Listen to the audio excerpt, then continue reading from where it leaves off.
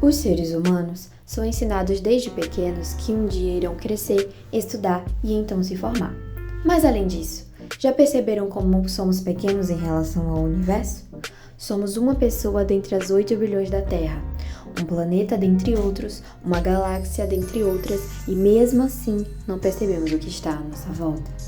Vivemos em uma sociedade onde a cobrança para sermos os maiores e os melhores é de longe perceptível. Infelizmente, quem não consegue assimilar não está pronto para viver nessa sociedade. Nas escolas, a cada dia que passa, existe cada vez mais uma evolução, seja ela de assuntos ou de anos. Portanto, cada vez mais difíceis e complexos eles se tornam, mas nem sempre consegue-se acompanhá-los. Pessoas com dislexia e descalculia são sim taxadas como burras e atrasadas perante as outras pessoas da sociedade. Bom dia, somos médicas da área de psiquiatria e vamos falar sobre 2 tipos de transtornos específicos. Bom dia, hoje eu falarei sobre a descalculia. A descalculia é uma dificuldade específica no processamento de números e conceitos matemáticos, afetando nas habilidades como cálculos e raciocínio quantitativo. Eu vou falar sobre a dislexia, que é um transtorno específico de aprendizagem, onde ele afeta na habilidade de ler e escrever. A pessoa ela pode ter dificuldade de reconhecimento e compreender vários tipos de texto. Eu tenho mais pra ver as coisas assim, é normal, mas na hora de ler que é um problema, que todo mundo lê certinho, assim, eu leio meio parado, meio estranho, assim. Confiou que o atraso dele em termos de leitura e de compreensão de texto não era normal mais. Porque desde o pré eles falavam assim, vai dar um estalo, calma que ele chega lá. E ele era sempre mais atrasado que os outros para ler e escrever. Confusão, caramba. Até hoje, né? Vai ficar sempre assim, uma confusão na minha cabeça. E não adianta, não é uma questão de estudar, assim, né?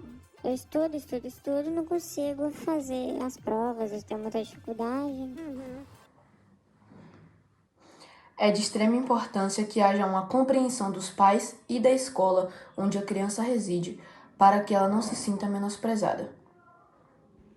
Todos nós somos seres humanos. Nós temos dificuldades em diversas coisas. Às vezes a gente se sai bem em algumas, mas talvez em outras a gente não se sai tão bem assim. Sabe-se que esses tipos de transtornos que não são comentados com muita frequência e por isso existem comentários preconceituosos em relação a essas pessoas. Por isso é importante que os pais busquem dar uma atenção maior aos seus filhos para entender se eles possuem esse tipo de transtorno e não trazer um pensamento um pouco arcaico para que o desenvolvimento da criança seja prejudicado ainda mais por ela se achar e se taxar como burra e incapaz. Por isso, a nossa equipe foi atrás do Colégio Intelecto para perguntar à coordenadora, à dona do colégio e à psicóloga como é que eles lidam com as crianças e os adolescentes em relação a esse tipo de transtorno e como é que há essa ajuda e preocupação da escola. Bom dia, gente. Estamos aqui no Colégio Intelecto e viemos entrevistar algumas coordenadoras para saber como é que elas lidam com alguns alunos que têm descalculia, como isso acontece e etc.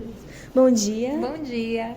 Eu gostaria de saber, como coordenadora, como a senhora lida com alunos que têm dislexia e descalculia, se é muito complicado, muito difícil. Diga mais pra gente sobre isso. Nossa escola hoje temos o total de 33 alunos com relatórios médicos, né? Dentre a dislexia, também tem muito o TDAH e a descalculia também, né? Então, assim, nós entendemos que a sala é heterogênea, né? Muitos alunos, eles têm facilidade em absorver o conhecimento e outros não. Então, como é que a gente lida com esses alunos que têm essas especificidades? Procuramos entender também o lado do aluno, não é? A gente busca ter uma equidade aí para que eles possam aprender da mesma maneira. A gente entende que é difícil, não é? Ainda mais as salas têm um número considerável de alunos, mas assim, nossos professores buscam tentar avaliar esse aluno de uma forma diferente dos outros. Muito obrigada. Bom dia, eu queria perguntar como a senhora lida com os alunos que têm um transtorno de aprendizagem, a descalculia e a dislexia, na visão de uma psicóloga. No contexto escolar, é bem comum termos alunos com esses transtornos, né? A descalculia, que é a dificuldade ou a dificuldade mesmo no processo de aprendizagem das questões relacionadas à matemática, aos números, e a dislexia no que diz respeito à leitura, né? A língua portuguesa, a redação e a leitura de uma forma geral. É bastante comum e por isso a gente precisa estar sempre sensível a essas questões.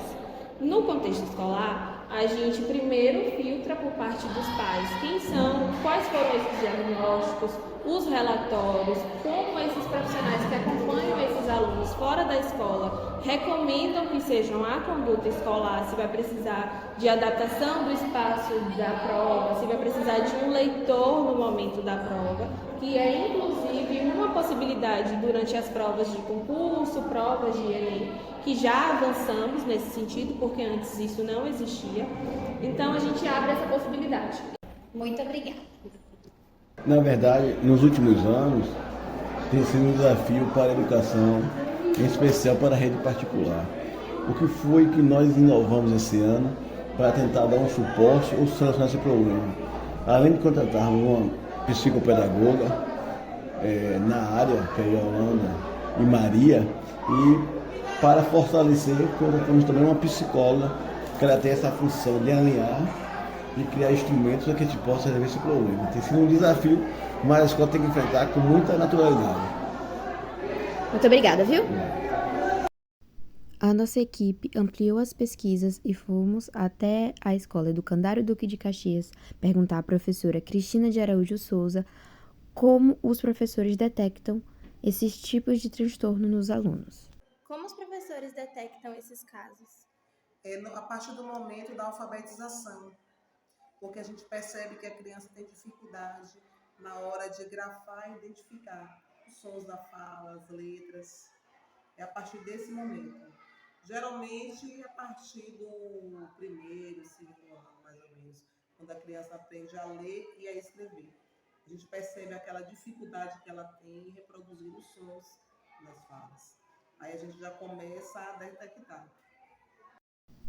É importante ressaltar que todos nós um dia seremos e fomos estudantes. Todos já passamos por dificuldade, mas isso não significa que isso vá nos definir. Nota não define aluno, muito menos capacidade. Portanto, o propósito do documentário não é ressaltar o pensamento de que as pessoas com esses transtornos são menos inteligentes que outras, mas sim alertar a sociedade de que seus comentários machucam e que precisamos, além de tudo, ter empatia com o próximo. Nós ficamos por aqui. Até uma próxima vez.